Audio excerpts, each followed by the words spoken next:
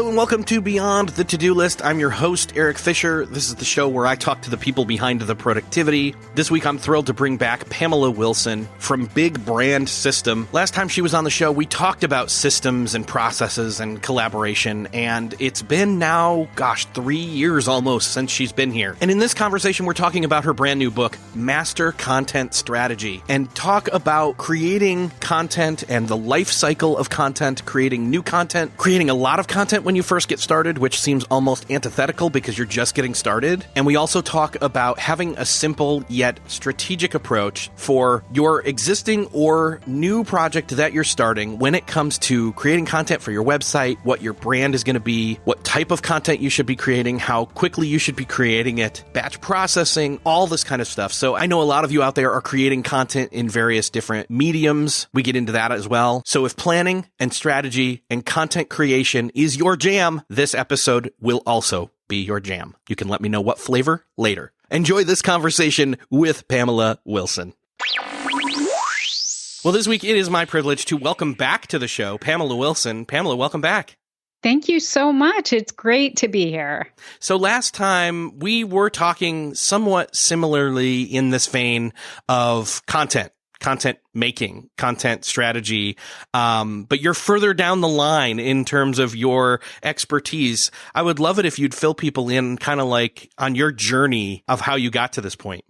Yeah, well, one of the reasons I wrote this most recent book is that I had the experience of taking over the management of the editorial team at Copyblogger. And Copyblogger was a much larger blog than the one I had managed up until then. And it was a bigger audience. And it also had so much more content. And I saw this huge contrast between managing the content on a relatively young site like mine, and then managing the content on this more mature site. And so I wanted to write a book that recognized that there was kind of a life cycle to your website and a life cycle to your journey as a content creator, and just try to help people to make the most of that journey and understand what the different milestones are and all of that. And I think if I can accurately describe the audience for this podcast, those that listen to it regularly aren't just coming here for the sake of productivity, but also for how to get better at, strategy. That strategy is one of those things by having a plan and, being flexible with the plan, but by having a plan, starting with a plan and creating content that's not just for themselves, but for others, that practicing in public, that there's a lot of people out there that are listening to this and they're like, that's me, I'm raising my hand. And they want to know how to get from either doing nothing to starting, but also they want to know that if I start, that I have a blueprint, a guide in place to kind of know how to move into one of those longer, more mature, consistently publishing whatever type of content, that there's longevity in the project. Does that make sense? Right. Exactly. Yeah. Yes. And that there's a plan and they sort of know how things may play out over time. Absolutely. And that was what I was trying to, I didn't see anyone else talking about this. So when that happens, I tend to want to write a book. Mm-hmm. So I thought it was important. People talk a lot about content strategy in terms of rankings and buyers' journeys and conversions, and all of those things are important. But I didn't see anyone talking about content strategy from the angle of, your website needs different things and you are going to be capable of different things at different points in your content creator journey. So that's what I wanted to talk about. And I wanted to give people some kind of a roadmap that they could follow. Yeah. And so you have basically, in the book's name is Master Content Strategy, How to Maximize Your Reach and Boost Your Bottom Line Every Time You Hit Publish. And I'm thinking for a lot of people, they're like, okay, but don't I have to hit publish many times before my bottom line starts to rise? Yes, exactly. One of the things I've thought about, do you have kids, Eric? I do. Okay. So you're going to be able to relate to this. So I've always thought that content marketing was a little bit like raising kids. So when they are newborns or even when they're toddlers, say up until, 2, 3 years old, you're just pouring all this effort into them. You're trying to give them a healthy environment. You're trying to make really smart, good daily decisions about what you feed them, how you treat them, how you interact with them. And so you invest all this effort into your children, but you don't actually see the results of all those efforts sometimes for years, right? I mean, oftentimes you don't really see what kind of people they become until they go out into the world and they go off to school and you see how they deal with challenges that come up or how they interact with their friends. And that's when you start to see like all that effort that I made trying to help them share their toys. Like now I can see that they learned the lesson, right? So, and I feel like content marketing is similar. Like you pour a lot of effort into it for sometimes for years. And you may not see the results immediately. You may not see it for a long time. So one of the things that I tried to do was to turn the lens back on your journey as a content creator, because that's a journey that's a little bit easier to see the progress, because you can see that your confidence grows. You just feel it. There's like a shorter route between your content ideas and actually getting them into some kind of form that you can publish. And so when you see that building confidence as part of your journey, what you can do is start asking yourself to do things that are more complex. And that, of course, means that you're creating even better content. So that's one of the things that I tried to put into the book so that you could, if maybe you're not seeing huge bottom line results for months, but you can see the results in your own journey as a content creator. Well, and when you just get started, your project, your content, wherever it's living, and you're talking specifically about owning your own site. You're not really talking like social media posts or different things like that. It's mostly you owning it. I mean, some of what I teach you could definitely use in social media posts as well, but I think it's a larger challenge, frankly, to create really good content on your own website. And by the way, and we didn't say this at the very beginning, but I probably should go ahead and say this. My books are really not written for people who are professional writers. They're not written for people who are like born with a pen in their hand, right? And writing is not the day job of the people who read my books. They're creating content, but they're creating content as one of many other things that they're doing throughout their day. And they're having to kind of juggle that with their everyday work that they have to do.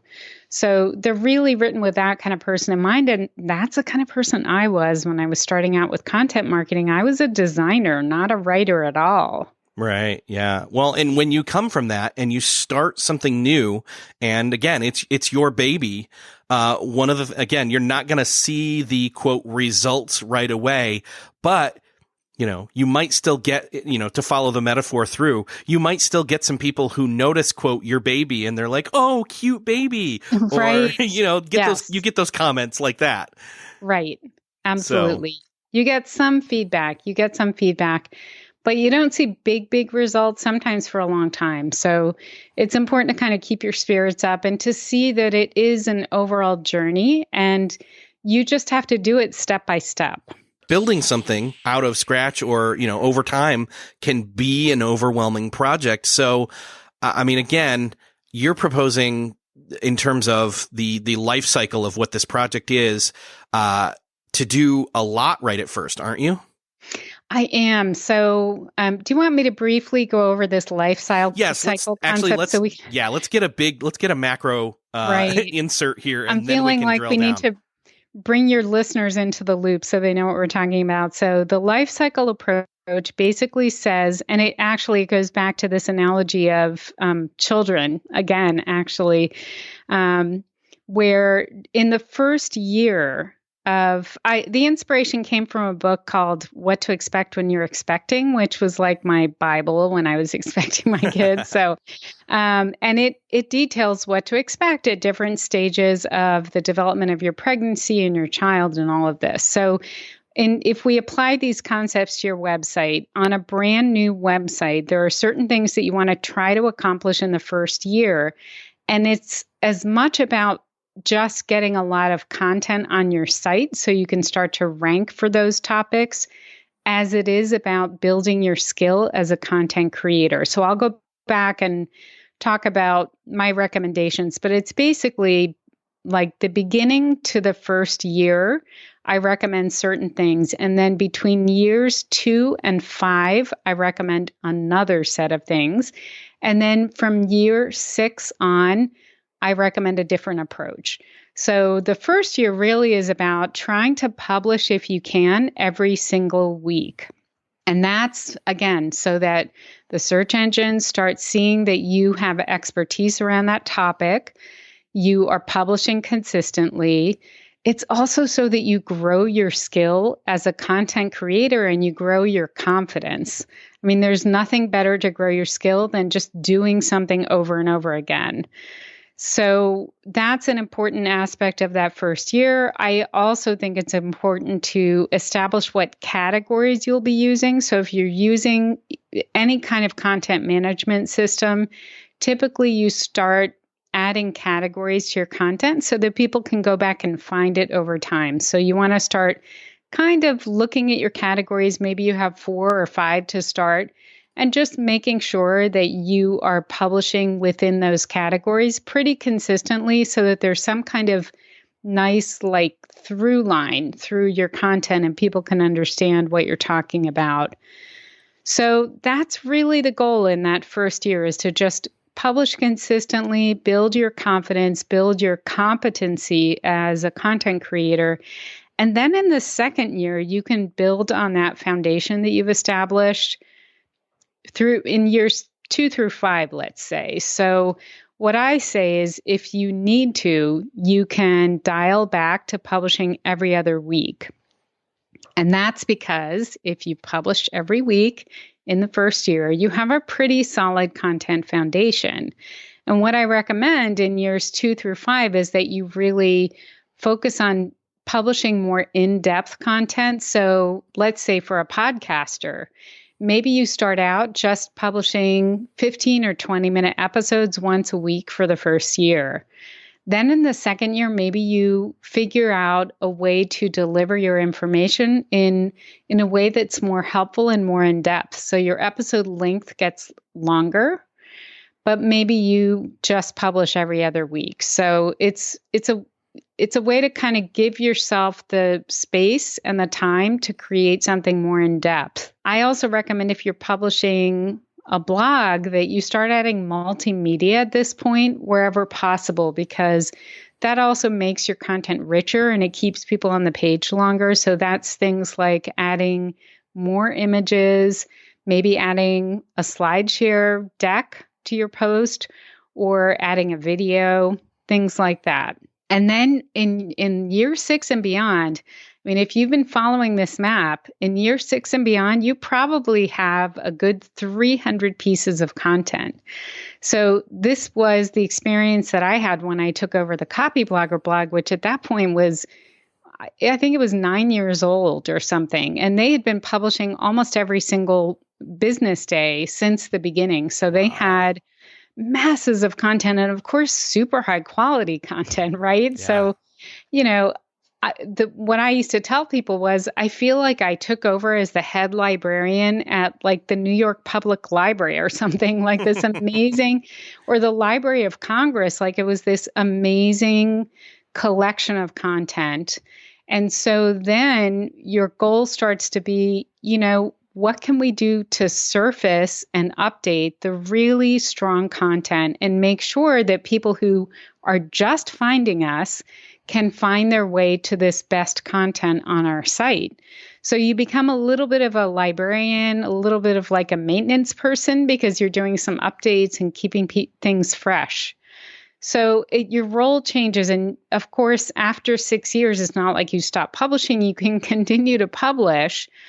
At this point, you're probably pretty good at it. You've been adding multimedia, you've been writing in-depth content. So you have like some serious chops at this point. but you add in this layer of like maintenance and kind of directing people to the best information. Does that make sense? It does, yeah. Talking about publishing consistently, I think we've kind of alluded to that. There's not just blogging. There's you can do audio, being a podcast. You can do blogging. That's text, obviously, to augment it later with other types of multimedia. You can do video. You can even do live video and then embed that on your site and then add show notes or things like that. And we can talk about like repurposing and branching out into those other pieces down the road. But my question to you is, you mentioned the word chops, and I think some people think, well, I think I'll blog because, oh no, podcasting freaks me out. But yet they may be better at podcasting and just don't know it. What type of content would you suggest we start with? Or is there a way to figure out like what medium are you, say, best suited for? Oh, that is such a good question. And I got to tell you, when you have a book, you talk to a lot of people and you get a lot of the same questions. And I have never heard this one before, Eric. So congratulations. You came up with a completely unique question. I don't have a fantastic answer for that, to tell you the truth. I think people out of the gate have a sense for what they feel most comfortable doing. So I always tell people, build on what you think are your strengths, at least to start out. So there are some people, and I'm sure you've met these people, who are like, I cannot stand the sound of my voice. Like, right. I just can't stand it. And they find audio really daunting. They start like breaking out in a sweat when they're in front of a mic, right? And so I would say to those people, if it feels deeply uncomfortable to you, just don't do it, Take the path of least resistance, because honestly, in the first year, it's more important to just show up on a consistent basis. Of course, we know that the opposite happens. So there are people who feel really uncomfortable trying to express their ideas in the written word. But you put a mic in front of them and they're all good and they can go on for hours. They don't have any problem with that. So when I teach people to build their online business, like, for example, I have a membership community. And one of the things that I just recently taught was a lesson on creating your opt-in incentive. And that's how I taught it. I said, listen, build on your strengths. Don't all of the sudden try to master video because you think you have to do video.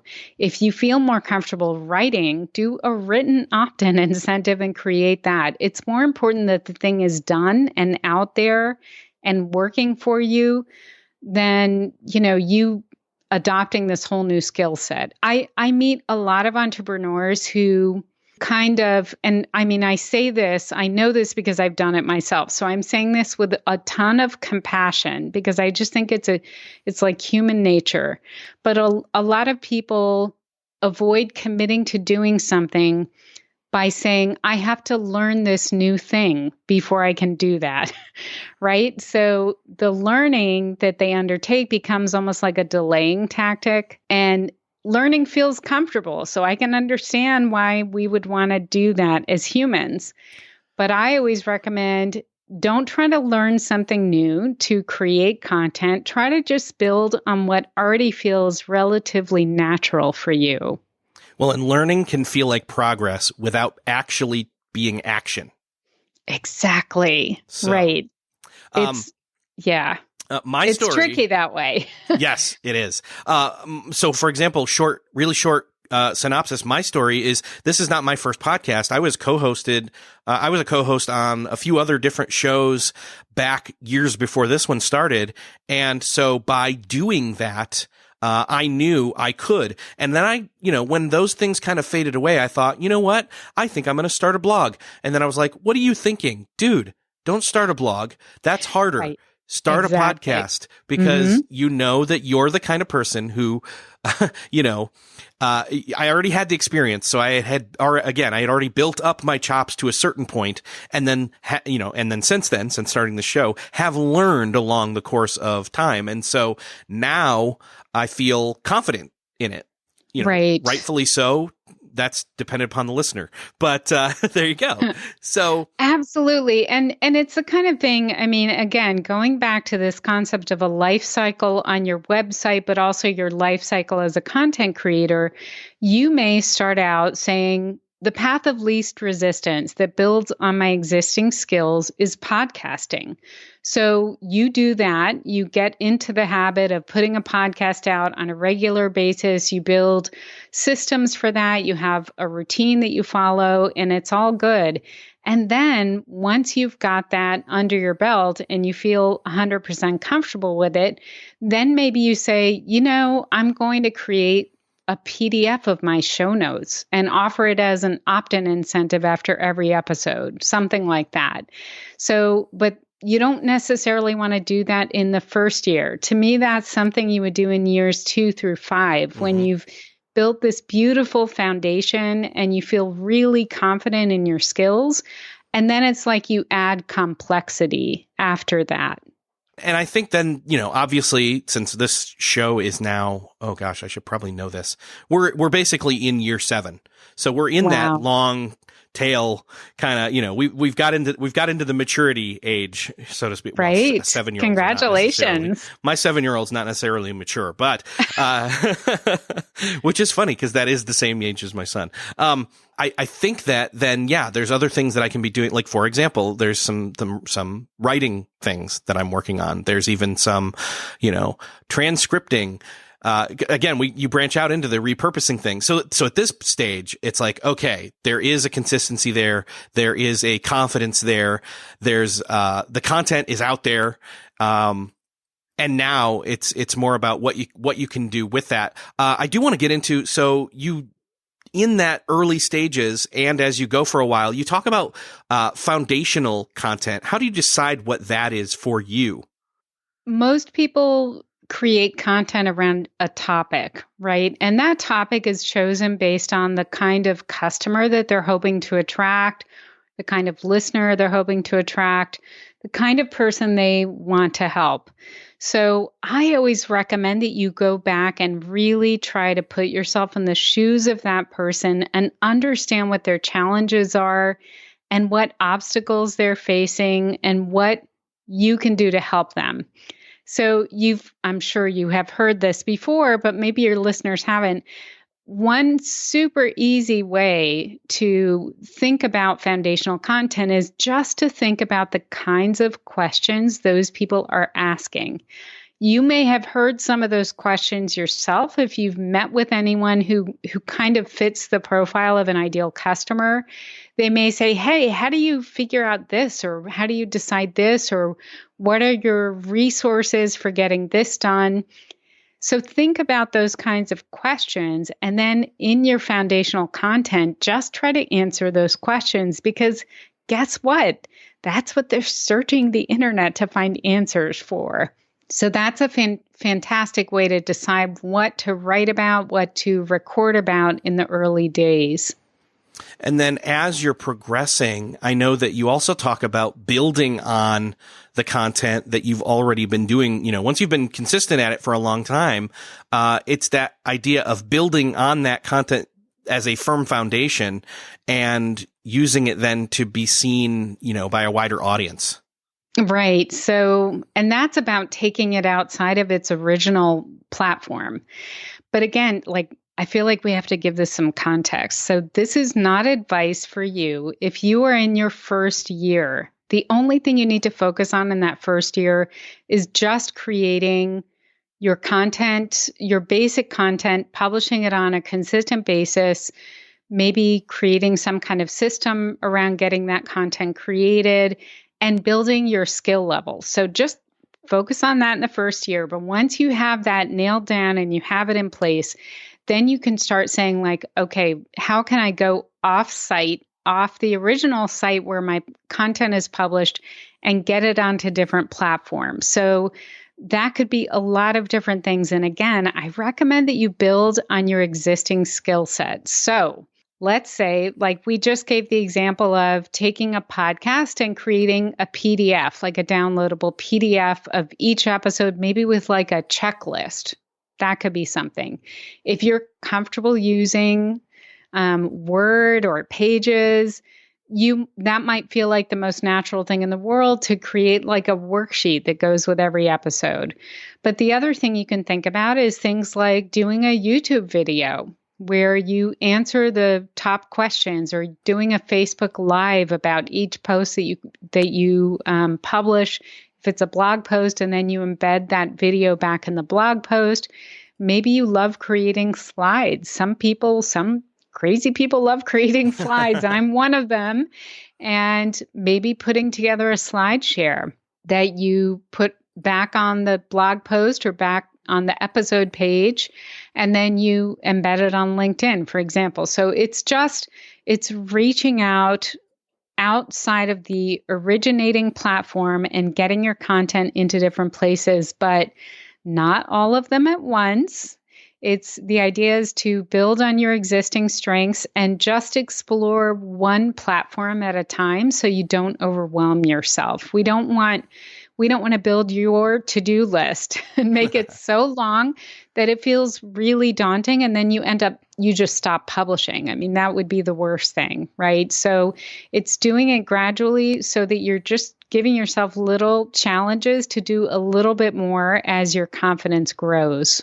Getting back to the reason behind having this strategy in place, especially if you're in the early stages, the getting started stage, or say you've been around for a little while producing content and you're moving into these other stages, is that you don't overwhelm yourself. You don't bite off more than you can chew. You don't say, I'm going to repurpose this one new piece of content or even older pieces into like 20 different things all at once. Though I know there are people out there who are like, I can handle that. And I'm like, sure you can. I'm sure you can. But like, most people need to, again, move into the next phase without having it be a million-mile long checklist of things to do.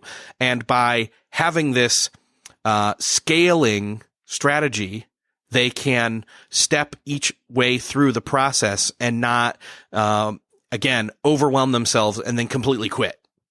Exactly. Right. And that's the worst thing. And I see that happen all the time. And, I have to say, I think part of the issue is just that we are operating in this environment on the internet where it is so easy to see what everyone else is doing. And it's so easy to feel like, I'm not doing enough because look at this other person who's doing these 7 things, even people who started after you did. Exactly. Right. And that can feel really daunting.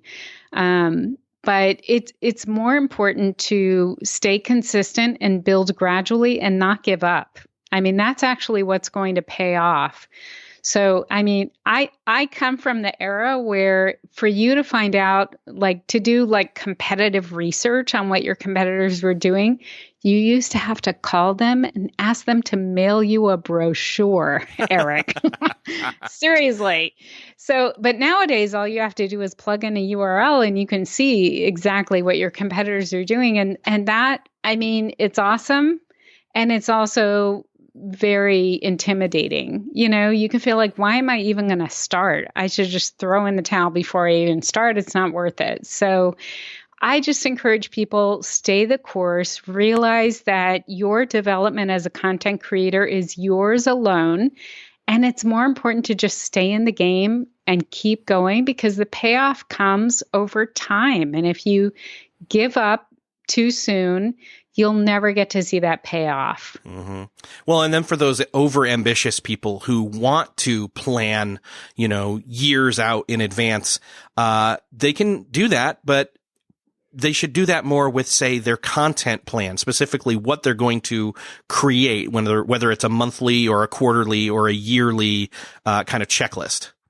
Exactly. And the thing about content marketing is the best content marketing is responding to your audience members, and your audience members may shift a little bit over time, right? The kinds of issues they're dealing with may shift. So it's always good to make plans, but I always recommend that you write those plans in pencil because there's a good chance that something may come up down the road and you want to try to be responsive to your audience. So You may send out an email, for example, and somebody responds to an email and tells you about something that they're struggling with. Or maybe you even get a couple of emails that say the same thing. I'm struggling to understand this. And, you may have a piece of content planned and you may decide to push that forward to a different date and address this specific problem that came into your inbox. So, make plans, but stay flexible. That's what I recommend. Yeah. Well, and even just, I think it was 2 or 3 or so episodes ago, I put out the call there to the listeners, and I'm still receiving emails, by the way, from this. I told people, I'm not going to reveal what the idea is that I am working on a book about, but if you'd like to hear it, you can email me, and then I would ask you for your feedback. And I've gotten a number of people who I have now received an email from, and I have responded to the email and said, this is the title of the book, or not the title, but the topic of the book, and here is my question for you. And then they've written me back like paragraphs, like, oh my gosh, that is a pain point for me. Here's my bulleted list of all the different things that are wrong with that specific topic of book. And I'm still not going to reveal it here yet. I love it. It's such a cliffhanger. So that is such a great idea. And as someone who's written a couple of books, I can tell you that it is so motivating to know that all that hard work that you're pouring into your book is actually going to help people, because a lot of times in the early days, you're not really sure. So I think you're so smart that you've reached out and you're sharing the topic with a limited number of people and then getting that kind of feedback. I mean, that's going to be the wind beneath your, I don't know, keyboard fingers or something. It'll keep you going. Yeah. I love that. And the other cool thing here, and again, and this is still an open invitation to anybody listening right now, but these are the people who have listened to the show. They've listened in to a certain point. They are tracking with me, like that somebody is going to actually reach out via email after hearing the invitation is a person that I want to get to know more. It's a person who I want to help with their problems. It's a person who I want their feedback from because they've invested time listening to this show over the long haul. And I, one, really appreciate that. But two, again, I want to get their insight and how to best serve them. Right. That's such a great idea. Well, you heard it here, folks. Yeah. So, by the way, I'll say feedback at beyondthetodolist.com is where you can email me if you're interested. Love it. So one of the things that even now, as somebody who's been doing podcasting for a while, I need to take a pause and say, hey, I need to come up with new ideas for what to do a show about. New guests, new topics, revisiting old topics, bringing old guests on like yourself, bringing them back. You've got something though called the 4-day content creation system. I'd love to have you walk us through that. This 4-day content creation system came about because I recognized after doing creative work for more than 30 years that my best work never happened in a single marathon session. It always happened when I spread it out over several days. So I started to realize when I was back in the early days of my own blog, trying to publish every single week, that it was much easier if I kind of assigned different tasks to different days of the week, because then it became like this automated thing. Like if today is Tuesday, I must be doing X, right? So it just made content creation a part of my routine. So later what I did is I kind of wrote down the system. I shared it on Copyblogger as a guest post, actually, and it became one of their most popular posts on the blog. But basically, it's a system where you decide what day you want to publish. So let's say you're going to publish on Wednesday. So then you back up and you start 4 days earlier. And on day 1, you try to just write out your headline for the piece of content and then your subheads. And in your case, with a podcast, your subheads could just kind of be the different questions you're going to ask or the different sections you want to make sure you cover. And then you do that and you step away. So you don't worry about anything beyond creating that initial structure on the first day. Then on the second day, if you're writing a blog post, you try to get that first draft written from start to finish. It doesn't have to be perfect. You have another full day to devote to editing. So it doesn't have to be polished in any way, but it just has to be done. And in the case of a podcast, for example, you might be doing the recording on day 2. So you've got the basic structure, you have an idea of where you want to go with the content on day 1. And on day 2, you just kind of get that first draft created. In your case, it might be like this recording, which we're making right now, which is not perfect, but it's going to be done in a few minutes, right? And then on day 3, you're just going to devote that whole chunk of time to polishing the piece of content. So if it's written content, you'll reread it. You'll make sure it's all polished up grammatically, that it doesn't have any spelling mistakes. You'll go back and format it. So you might add bulleted lists. You might add block quotes. You want to make sure you have plenty of subheads to take people through the copy. You just polish it. And in your case, you might be polishing your recording. So you put it into a final format.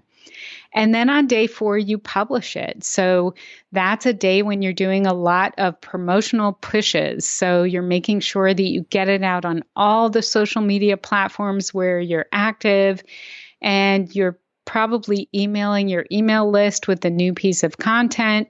You're just out there kind of advocating for your piece of content really intensely on that first day, especially because it's a brand new piece of content. You're going to be sending out birth announcements, right? And letting people know it's out in the world. So I think when you do it this way, it never needs to feel like something that eats up all your time. You just devote little chunks of time to it over several days. And the beauty of approaching it this way is that you're able to see it again with fresh eyes several times before it actually publishes. So the kind of people that I write for aren't lucky enough to have like an editor on staff who can be a second set of eyes to listen to their content, to watch their content, to read their content. So this is a way for you to really edit your own content and see it with fresh eyes several times so that you can just continue to make it better until it's finally ready to publish. That's perfect. Yeah. And I was going to even throw in there that we talked earlier about chops. Well, if you can get to the point where you can go through these 4 days and even do more than just one piece of content that's moved through, but say on like, whatever, I can't remember which day it was, day 2 or day 3, where I was going to edit the audio. Like if I'm in that editing mode already, then going through a second or even third episode that I've pre-recorded at that same point is a great way to batch process. I love that. But I got to tell you, Eric, that is spoken like a man who has had a podcast for 7 years. Yes. Okay? And you're right. I just always try to have compassion with people who are just starting out because honestly, the concept of editing more than one podcast in a day, they may just feel like I'm never going to be able to do that. Well, someday you'll be like Eric and you'll be like, I'm in editing mode. Let me go ahead and do 2 more, right? But that doesn't happen at the very beginning. I mean, you work your way up to that. Exactly. That's one of those things where you've got to pace yourself. You have to have a scaling in mind and you've got to have that strategy in place. And so again, I got to go back and say, if you can go through that 4 days, enough times to where you want to try it by doing, again, keep in mind, you're doubling your output at that point by doing even just one more through that same time frame. Yes. But again, if you're publishing weekly, it can be helpful. It may be even one of those things where you try it once just so that you've got a buffer to be able to go on vacation. Right. Yes. So, yeah. Not to be taken lightly, but definitely something to maybe consider working your way up to over time.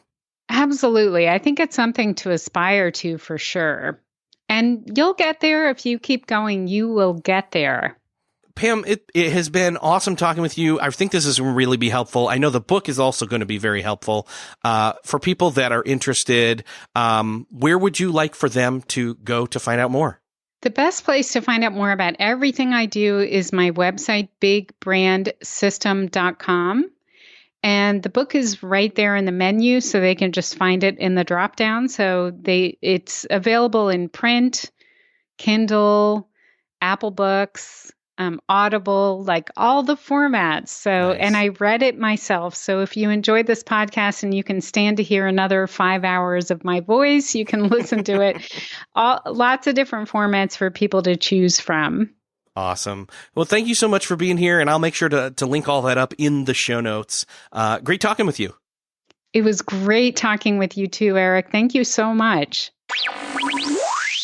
Well, that wraps up another episode of Beyond the To-Do List. I am so thankful to be able to have talked with Pamela. I hope you got a lot out of it. I know I did, partly because I got confirmation that I'm doing things right to a certain extent, but also it brought more clarity to some of the things that I know I still need to be doing and or building or planning to build down the road. So I'm curious to where you are in your content strategy, where your hangups are. You can let me know by going to the show notes at beyondthetodolist.com/261. There you can also share this episode with somebody, some marketer, some content creator that you know needs to hear this episode. The share buttons are there. Hit them, share it. I have a text thread where I share specific podcast episodes with a few certain friends, and that's all we're allowed to put in that text thread.